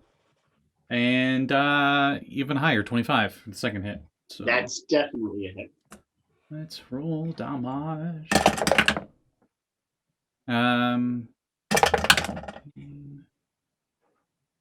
23 radiant. All right. All together? Yep, and it is not prone. So essentially I just like slid it out and I just okay. real quick. The kind of like superhero grabs the ground with his one arm and stands up again. You know the stance. All right. So and after you do that, its response is, "Nothing is beyond my comprehension. I will simply cut you and your friends apart until I find my answers." Yeah, because it worked the last 150 million times you did this. You will not find your answers there. Could I tell you? And as you begin to decide whether you're going to fight this thing or not, a timer appears above its console, and it begins ticking down. One way or the other, I'm taking you and everything on this planet to an icy grave. You can stay and face me, or you can die here. And the tank holding your body basically like deactivates, releasing the body. Your choice. I assume the body's unconscious and just like drops? Yeah, just lying down in the tank. Kind of in the fetal position because the tank is really small. Yeah. Well, I assume we're going into combat, so we should probably roll initiative. That's up to you. Because I feel like most of us are going to fight this thing. Yeah, I'm rolling initiative. I mean, there's not much point in fighting. Nox just goes over to the body and tries to like wake them up. Thinking. I mean, I'm assuming if you start stepping in, he's going to stick the robots on us. The robot that got pulled out of the doorway appears to be the only one that's activated at the moment. All right. Talurra is then going to just kind of hit the...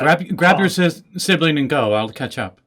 Talurra kind of presses the button on the comms thing and just, in a comms device, and hails the ship with it. Mordecai's telepathy to Nox is like, grab your sister and go. I'll be a distraction. It's technically my brother. I'm the whatever. It's complicated. Sorry, you said sister earlier. Oh, my bad. No, it's all complicated. Don't worry. So Nox, the character I'm playing, basically Neria's soul was transferred into her brother's body, and she presumes that her brother was transferred into her body, like that they switched. Freaky Friday. Now that she actually seen that her body is even still there, and I mean, there's a presence there. She doesn't know what exactly happened right now because they're unconscious. So yeah. Nox, however, does want to do something else. And I'm going to use Technomancy, and I have the Warmage trick that lets me do hacking and everything with Technomancy too, so I don't have to like access a console. I assume there's like lots of tech around here. Mm-hmm. I basically try to gather data. Just find out like anything this machine knew about Nox and about Nox, and effectively as a nice gesture about Talurra as well. What about disarming the device? Assuming how bombs are made, we probably would need to be at the bomb to disarm it. like I don't have the range to do that. You probably I could disarm it as sort of at range if I'm close to enough to it, but Technomancy only has like 30 feet range or something like that. Let me check. I doubt that I could disarm the bomb from here. I jump in real quick. Sure. I'm sorry. I No, cannot you're fine. keep going. Just for story's sake, just have Zora just say, I'm going to start the ship, and I can actually Misty Step, so I would just port past the bot and just make my way out. But Okay. I've got to drop. I can't. My head is absolutely killing me. No, All right. you're Feel fine. better. It's You'll feel better. understandable. You good for me to go, Scotty? Yeah, you can go. It's fine. Yep. Take care of yourself. All right. Bye-bye.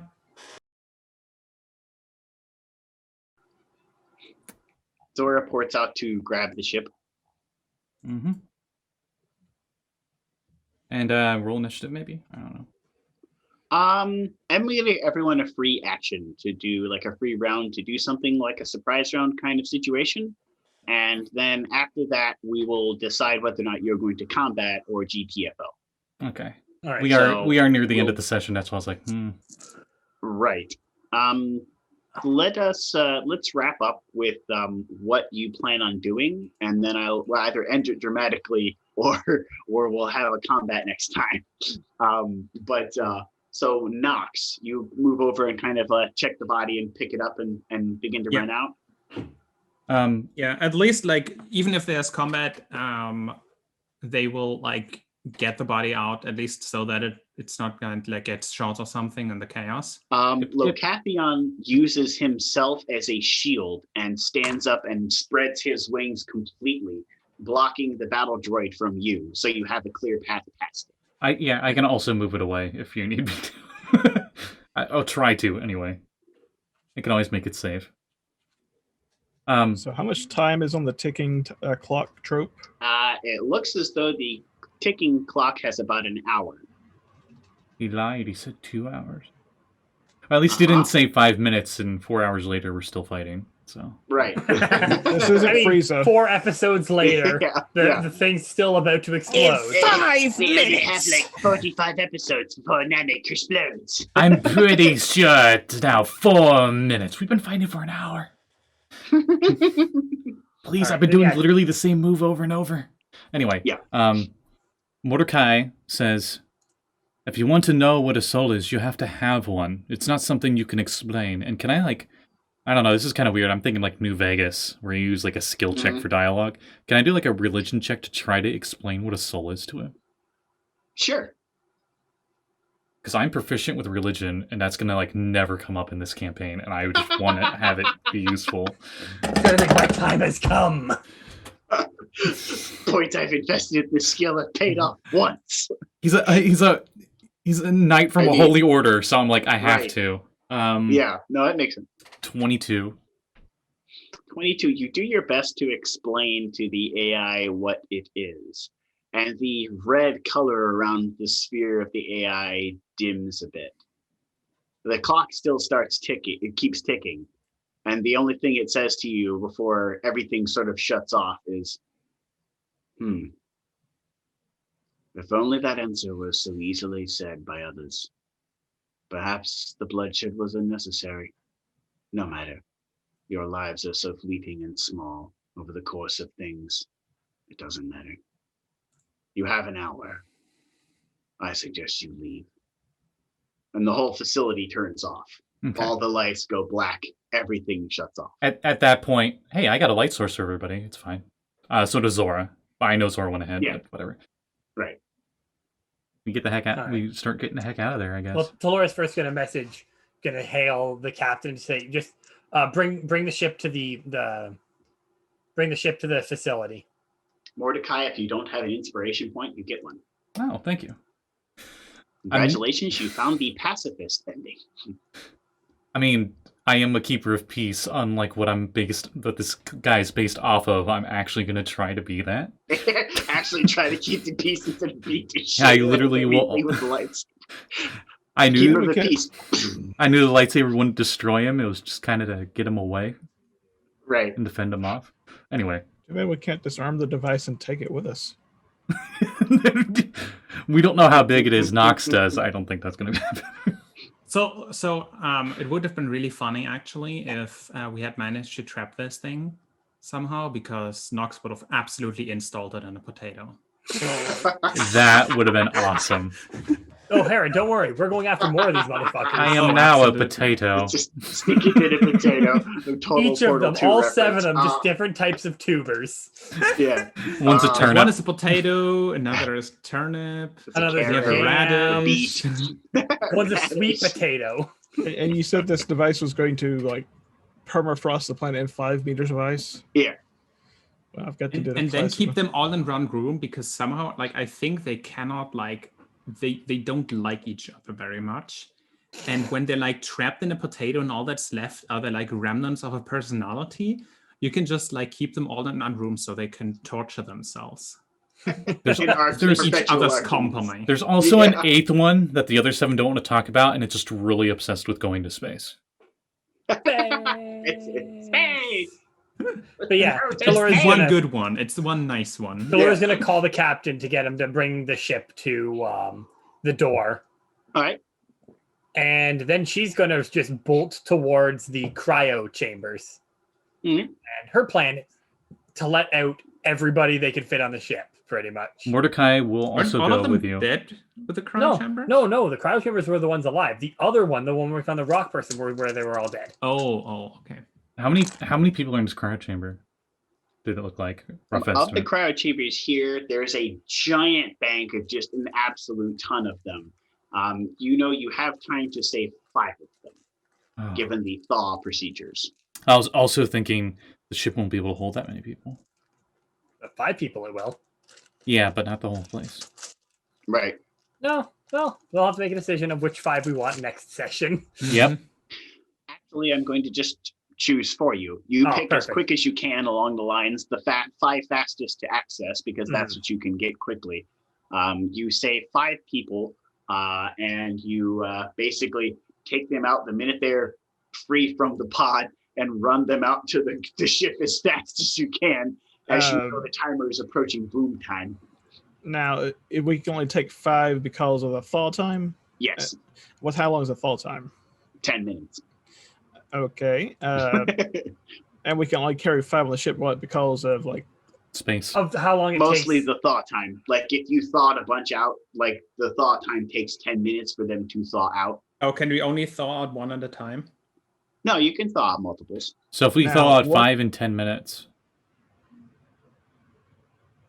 What you're saying. Can't we just but- laser the cryo tubes open? Because I and was just take the thinking, we tubes? get our ogre friend here. He can like carry a whole bunch. Well, the universe Okay. said we only have enough time to thaw out 5, so I'm going with it. I will give the negotiation of the part of the party that this is doable in multitudes. So I will say you can save 20 of them because you've strategically figured out the best way to thaw/load them with the ogre into the craft. Mm-hmm. I did have a question. Uh-huh. Without thawing them, could they laser the cryo tubes away from the facility and we just take the tubes and all with them? No, because if they're broken from the tube without being thawed first, they're dead. They're just frozen to death. The thawing process is what resuscitates them from being frozen. Mm-hmm. If you cut the tubes free, they're dead. They're just frozen and dead. Yeah, you take your internal organs get cut by themselves being crystallized as you Yep. thaw. Yeah. Also, if Nox hadn't sensed a presence in her old body, I want to say this: like when the machine like asked the question, like how much do you care for this? Nox would have just immediately shot the robot, or even better, just shot like her own body. Like if it had just been a body, she'd have just like boom. Right. Does this answer your question? Right. I suspected as much. But no. So yeah, I will say with your negotiations, you save 20 people. And the rest, you just don't have the time to save. Mm-hmm. Perhaps if you came back to this place with Dr. Tepesh, she could probably bring them back to life if you cut your way through the ice and freed them.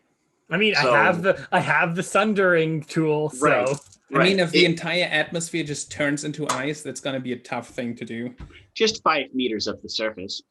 Above just the 5 meters of. I thought the actually. No, just 5 meters. Okay, I actually thought the entire atmosphere. No, No, just the 5. whole planet gets encased in the block of ice from the bomb. I've got to do the Arnold then. You know what killed the dinosaurs? The Ice Age. Yeah, pretty much. Wow, I thought you were just going to say I'll be back. For a terrible Mr. Freeze reference, you also get a inspiration point if you don't have one, Eisen. Eisen's also in an environmental battle suit. Yeah. My other idea would have been to Freeze in hell, Batman. If actually the entire atmosphere would have frozen, would have been okay. Well, we need to take this planet to another sun. Yeah. We need to migrate the entire fucking planet. Yeah. Let's just move the planet somewhere warmer. Let's take the planet and push it over there. I mean, we have a ring world the size of what, like 10,000 Earths. Yeah, but basically, like it surrounds. It's essentially like a small Dyson sphere, if you will.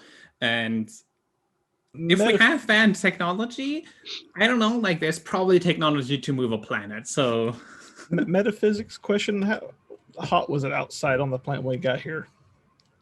The planet's surface is equivalent to the temperature of Mars, so minus 135.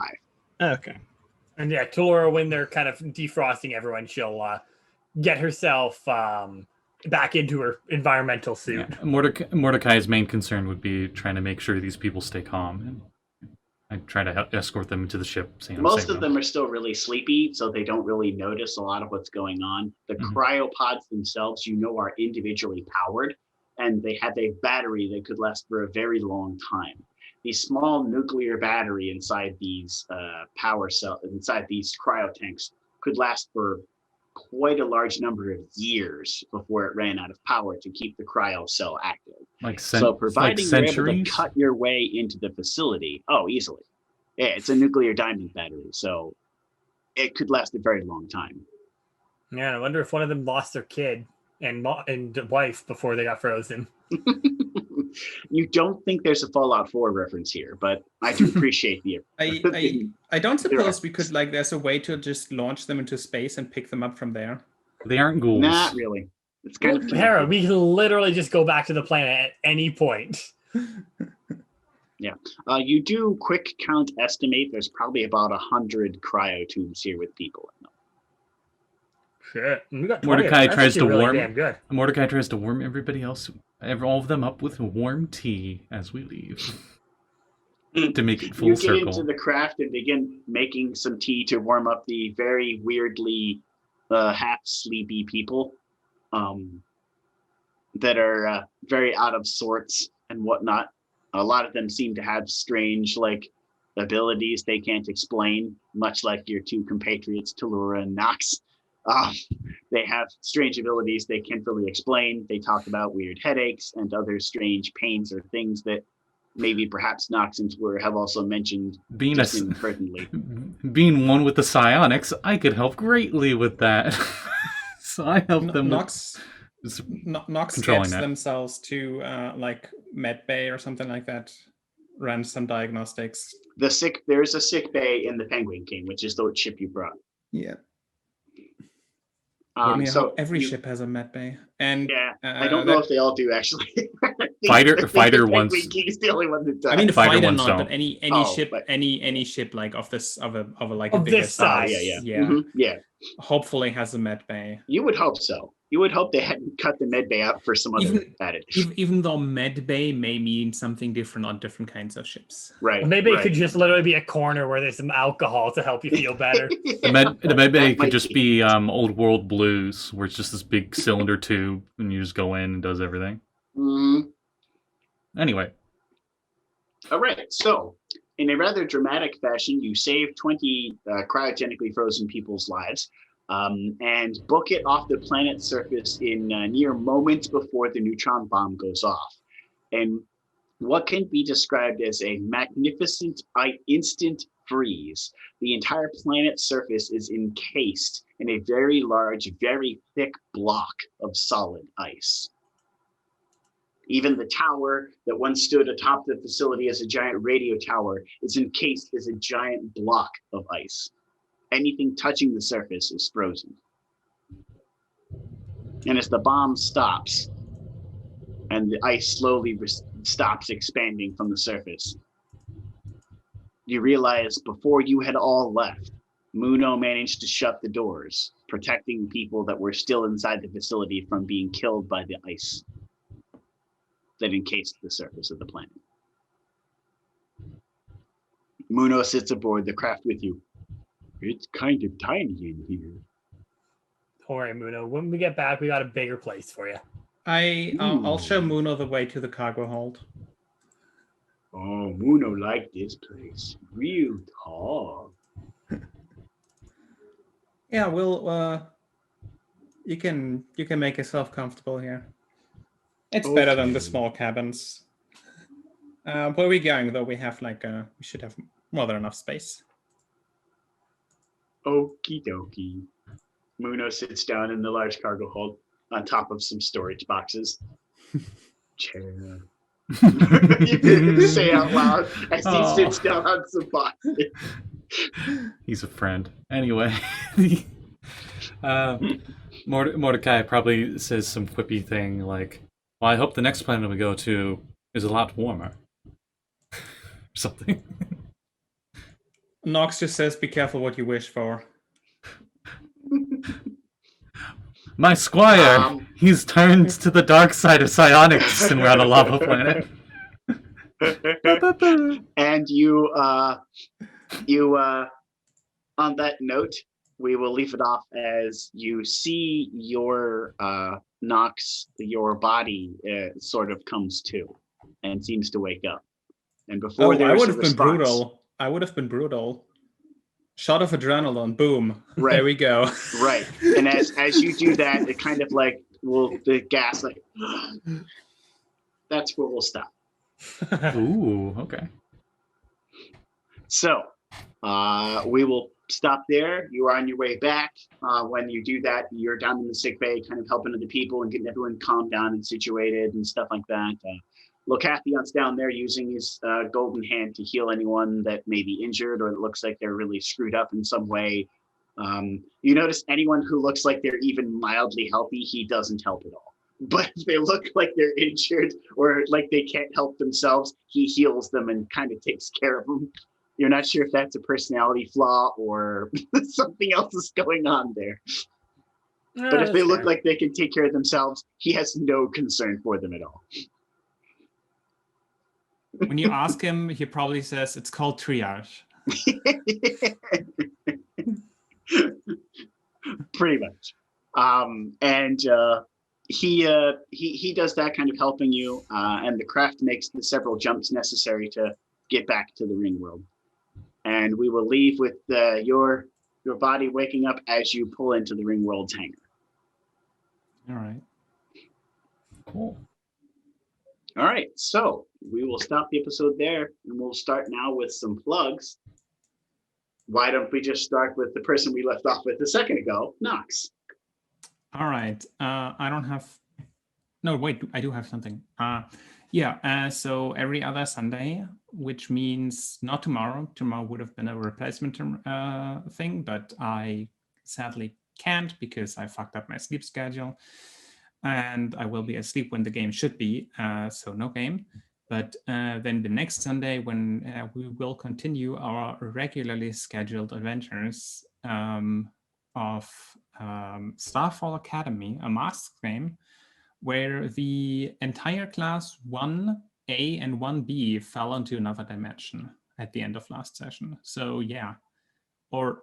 No, wait, fell is the wrong word. Fell is definitely the wrong word considering I ran fell there. Sounds like it was an accident or they were like pushed there or whatever. No, they were like, yeah, no, two friends fell in there and now we're gonna follow them and rescue them.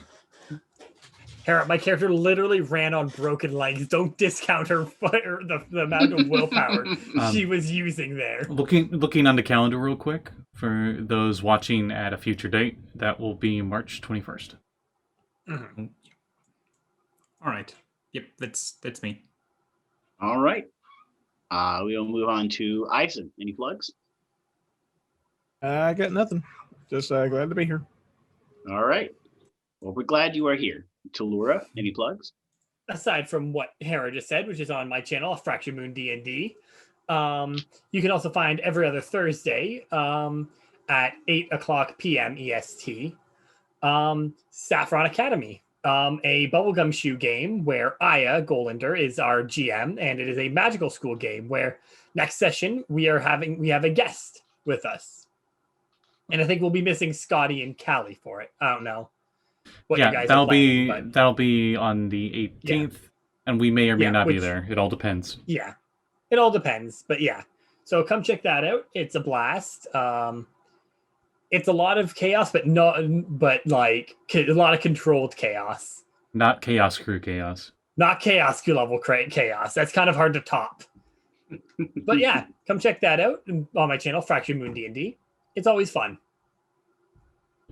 All right. Well, last but not least, of course, the host of this particular session, Mordakai. I would say you're the host. I'm just running the stream. But thank you.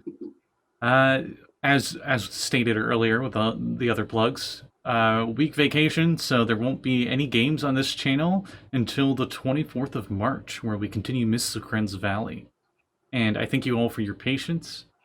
I should have all these videos up on YouTube in the next week after our live stream currently. So we should be good on that regard. But yeah, on that note, yeah, thanks for watching. Thanks for watching, everyone. And we head off back into the Big Black for the Mystery of this Silver Fleet again on the 27th, I do believe, will be our next episode. Yes. So we'll see you all then. And see you next time, Space Cowboys. Bye. May the verse be with you. I know it's lame.